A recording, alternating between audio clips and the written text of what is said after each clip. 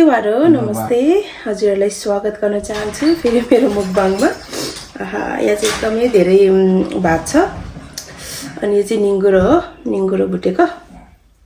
मलाई चाहिँ निङ्गुरो सब्जी मन पर्छ हैन। अनि चाहिँ निङ्गुरो यो चाहिँ भटमास अबि किनेमा भटमासको बनेको किनेमा आलु अनि सिमरायो साग अलिक धेरै पाकी गएछ तार बन्द अनि भात अनि मेरो आपको फेभरेट अचार मुकबाङ गर्न आँटे ल। हजुर सबै आराम कुशलै हुनुहुन्छ होला भन्दै अब चाहिँ मुकबाङ गर्न लागि। जाडोको मौसम छ, खाना त टन्न खानुपर्छ है, तातो तातो सुप खानुपर्छ भनेको सेल्लिनु बाटिसकेछ ल। खाएँ ल। आज प्याज चाहिँ सकेछ, कस्तो नमिठो भयो के प्याज नभएर। खाएँ ल अब चाहिँ साँच्चै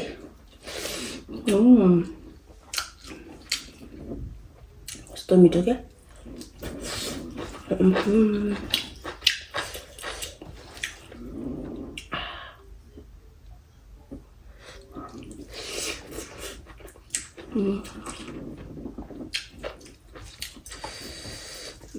साह्रो मिठो भयो।